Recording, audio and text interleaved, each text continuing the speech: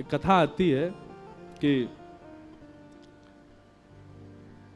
जावाली ऋषि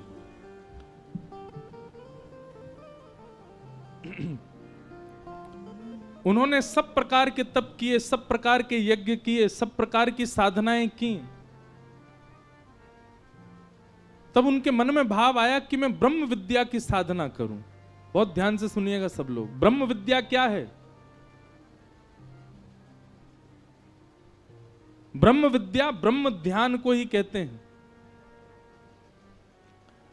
भगवान नारायण शेषनाग पर पौड़े रहते हैं, नेत्र बंद कर किसका ध्यान करते हैं? ब्रह्म विद्या। ब्रह्मा जी चतुर्मुख से नेत्र बंद करके ध्यान में बैठे रहते हैं, किसके? ब्रह्म विद्या। देवादिदेव महादेव हिमालय पर बैठ करके घनघोर विपरीत अवस्था में बैठ करके तप करते हैं, किसका स्मरण करते हैं? ब्रह्म विद्या। मतलब देवादिदेव महादेव ब्रह्म भी जिसका ध्यान करें वो है ब्रह्म विद्या। अब ब्रह्म विद्या क्या है? खीर में नमक डालने के समान होगा, उसकी ज्यादा व्याख्या, बस बात सुन लो।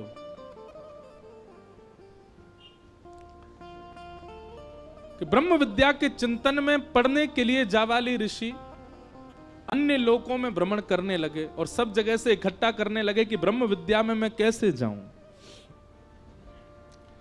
तभी विचरण करते करते किसी लोक में उनको एक परम सुंदरी कन्या दिखाई दी। बहुत ध्यान से सुनना। परम सुंदरी कन्या दिखाई दी और वो कन्या भी ध्यान में बैठी थी। उसका रूप ऐसा, उसके नेत्र ऐसे, उसका सर्वांगीण अंग ऐसा कि कोई भी मोहित हो जाए।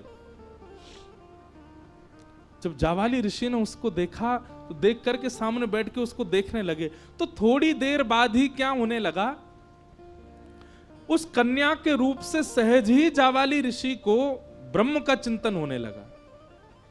जिस चिंतन के लिए युगों युगों की तपस्या फीकी पड़ जाती है, वो तपस्या का भाव उस कन्या के दर्शन मात्र से होने लगा। सहज ही ब्रह्म का स्मरण होने लगा, सहज ही तप बनने लगा, सहज ही योग साधना बनने लगी, सहज ही इंद्रियों पर वशीकरण होने लगा, सहज ही बिना श्वास के जीवित रहने की इच्छा होने लगी, सहज ही बिना भूख प्यास के जीवित रहने का भाव उत्पन्न होने लगा। जावाली ऋषि बोले मैंने तो कुछ किया नहीं है, अपने आप कैसे मेरी साधना बढ़ रही है? तभी उस कन्या ने अपने नेत्र खोले। जावाली ऋषि ने कहा, देवी आप कौन हो? आपका सौंदर्य रूप आदि सब देख करके पहले तो मैं चकित हुआ कि इतनी सुंदर, पर आपका सौंदर्य काम वर्धन नहीं है। आपका सौंदर्य, आपका रूप, आपकी उपस्थिति तो ब्रह्म को प्रकट कर रही है, तप करा रही है, योग निद्रा में डाल रही है, समस्त प्रकार की इंद्रियों के रसों को एकाग्रित कर रही है। आप कौन हो? तो उसने हाथ जोड़ के कहा मैं ब्रह्म विद्या हूं। जावाली ऋषि चरणों में गिर गए, बोले मैं आपको ही खोज रहा था। जिसका ध्यान देव भी करते हैं, जिसका ध्यान नारायण करते हैं, जिसका ध्यान महादेव करते हैं, वो ब्रह्म विद्या हो। बोले जी। बोले आपको जो स्थिति मुझे देख करके हो रही है, ये ब्रह्म विद्या की प्रारंभिक स्थिति है। योग निद्रा में चले जाना, इंद्रियों को वशीकरण कर लेना, बिना श्वास बिना भूख प्यास के जी लेना, आदि आदि। जावाली ऋषि की खूब देर चर्चा चली। तब जावाली ऋषि ने कहा हम सब ब्रह्म का ध्यान करते हैं, ब्रह्म विद्या का ध्यान करता, पर आज ब्रह्म विद्या भी किसी का ध्यान कर रही थी, आप किसका ध्यान कर रहे थे? तब ब्रह्म विद्या कहती हैं, आप सुनना चाहते हैं मैं किसका ध्यान करती हूं? बोले किसका, बताओ। बोले निभृत कुंज पे अद्भुत सेज पर श्री प्रिया प्रियतम पौड़े हैं और समस्त सहचरियां सखियां कोई राग गा रही हैं, कोई बीड़ा पवा रही हैं, कोई पंखा जल रही हैं, कोई चवंड उड़ा रही हैं, कोई इत्र पुचकार रही हैं। इस प्रकार से उस निकुंज का स्मरण, उस निकुंज का चिंतन मैं ब्रह्म विद्या कर रही हूं।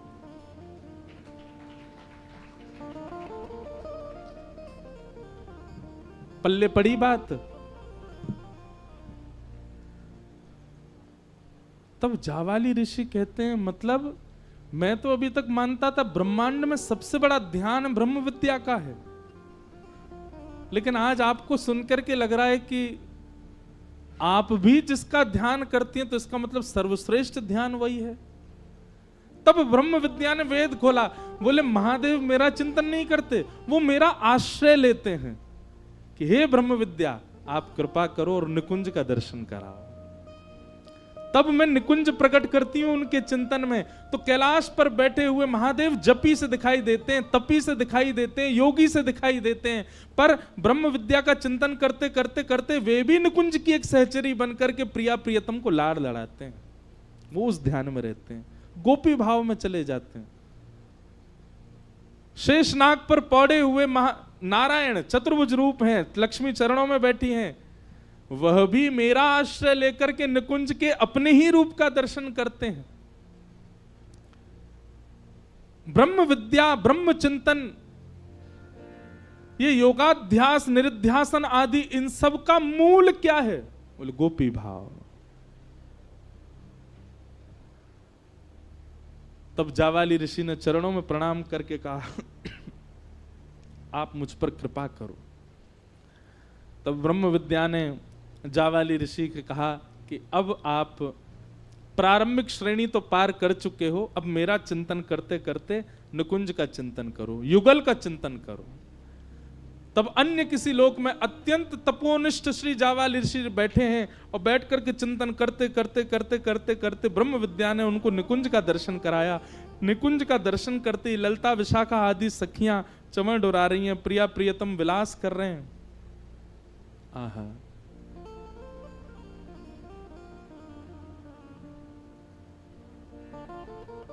बिहरत लाल बिहारिन दो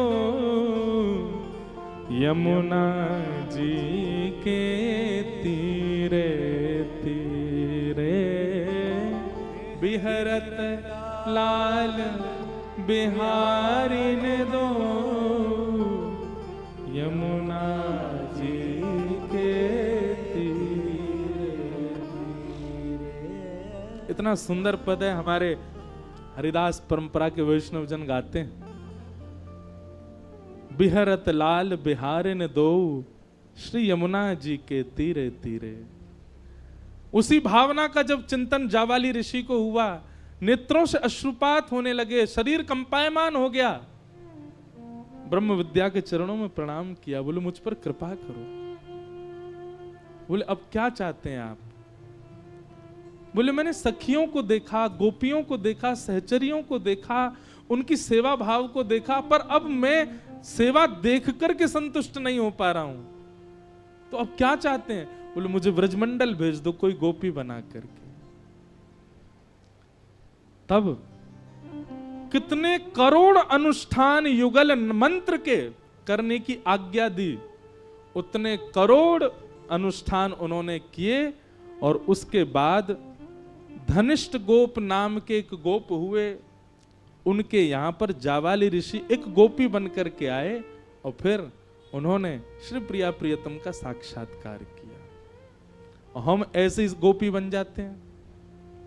मैं ये बात समझाना चाहता हूं, जिन गोपियों के भाव को हम कल से सुनते आ रहे हैं, जिन गोपी के प्रेम की भावना में हम यहां बैठे हैं, जिन गोपियों की चर्चा के लिए 4 दिन हम लोग यहां, उसके लिए भूल से भी मत सोच लेना कि वह भाव हमारे चित्त में इन 4 दिनों में आ जाएगा। हम जो कर रहे हैं वो आडंबर मात्र है। वह भावना, उससे ठाकुर जी रीच क्यों नहीं रहे हैं? फिर उससे ठाकुर जी प्रकट क्यों नहीं हो रहे? क्यों लीला का दर्शन नहीं करा रहे हमको? हमारे अंदर भावना है ना गोपी की, केवल परत मात्र चढ़ा रखी है गोपी की, भावना तो अभी आई नहीं है। और आ गई तो स्थिति देखना क्या होगी। भोरी सखी कहती हैं, बस्ती छोड़ एकांत बिठावो, बातन सो घबराही। ऐसे हो जाएंगे, हम बस्ती में बैठ ही नहीं सकते। हाँ, मैं स्वीकार कर रहा हूं कि वो भाव अभी हमारे चित्त में नहीं आया, इसीलिए इतनी भीड़ के सामने कथा कर रहे हैं। जिस दिन वो भाव आ गया, अदृश्य हो जाएंगे, मिलेंगे ही ना। ढूंढते कहां गए इंद्रेश जी? जादना वो भाव आ गए, मिलोगे नहीं किसी को। बातन सो घबराही। अभी हमको चुटकुल्ला सुनने में मजा आता है, हास्यपद बातों में आनंद आता है, एक दूसरे के संग क्रीड़ा कर रहे हैं, आदि आदि सब बातें बढ़िया लगती हैं। गोपी भाव आ गया तो बातन सो घबराई, मुझसे कोई बात ना कर ले, क्यों? एकांत। बातन सो घबराई भोरी ऐसे दुख बिन प्यारी, जीवन व्यर्थ गवाही, ऐसो दुख दीजो ही माही।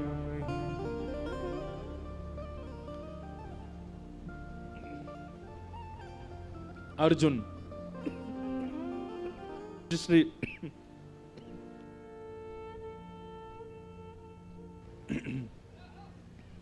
पूज्य श्री मलुक पीठ वाले महाराज जी से एक बार एक प्रसंग सुना था।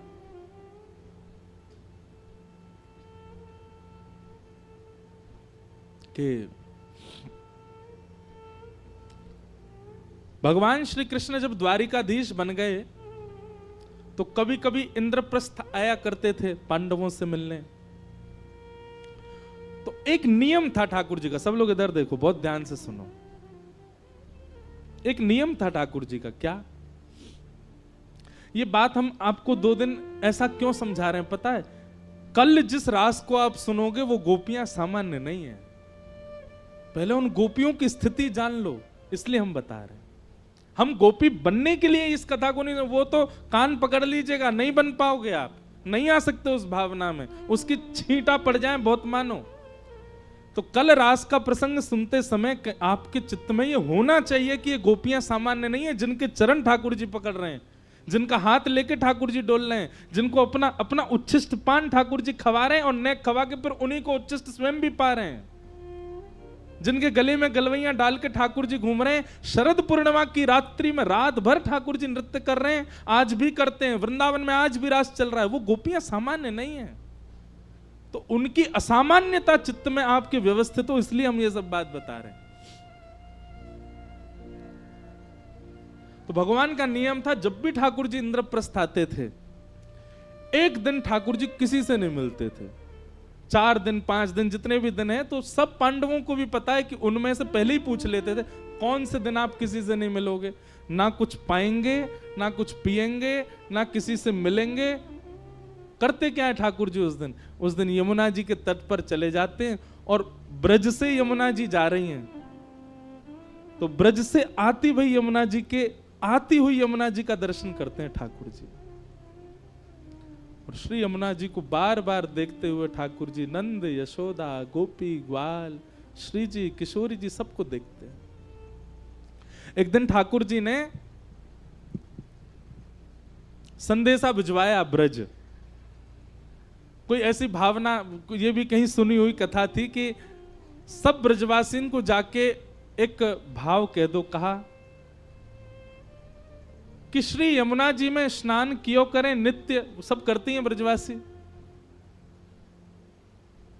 पर ब्रजवासियों को जाके एक सूचना ठाकुर जी ने दिलवाई। ब्रजवासियों को नहीं पता था, ठाकुर जी ने भिजवाई। ऐसा भाव भिजवाया कि किसी वैद्य ने आज्ञा की है कि आप सब नित्य अपने चरण धोया करो यमुना जी में। तो उस भावना से सब ब्रजवासी नित्य जाकर के अपने चरण प्रक्षालन करते हैं, चरण डाल करके बैठे, नेक नेक चरण धो में, तो कोई रोग नहीं होगा, ऐसी भावना। लेकिन वो ठाकुर जी अपने लिए करवाते हैं। जब यमुना जी बहती भई इंद्रप्रस्थ आती हैं, पूरे दिन ठाकुर जी केवल दर्शन करते रहते हैं यमुना जी का, और उनके सुंदर जल को अपने साथ ले जामें, उनके सुंदर जल को कभी शीश से लगामें, बैठे बैठे कभी भाव आ जाए नेत्रन से लगामें, बैठे बैठे कभी हृदय से लेकर के जैसे कोई लेप लगावे, ऐसे ठाकुर जी यमुना जल को लेप अपने वक्ष पर करें, अपने सर्वांगीण अंग में। संपूर्ण स्नान एक बार में नहीं कर रहे हैं, नेक नेक जल ले ले करके कभी कहीं गीलो कर लें, कभी कहीं धारण कर लें। जन कौन की याद कब आ जाए ब्रज में, वाक्य भाव से ठाकुर जी धारण कर लें।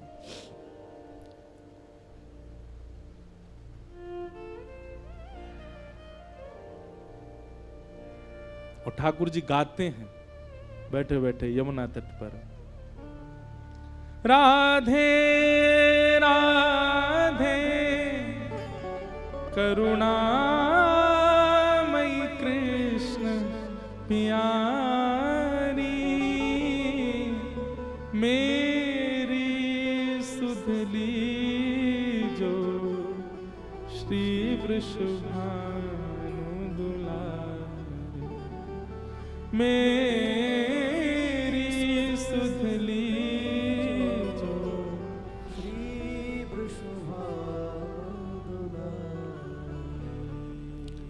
हे मनोहारिणी रासेश्वरी रस रूपा,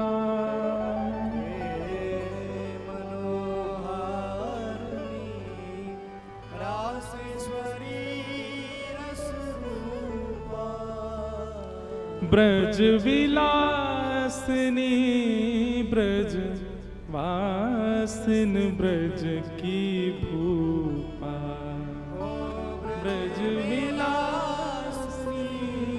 ब्रज वासिन ब्रज की भूपा, ललितादिक सहचरी सर्वज्ञ स्वरूपा, ललितादिक सहचरी सर्वज्ञ स्वरूपा, मेरी सुधली जो श्री वृषभानु दुलारी,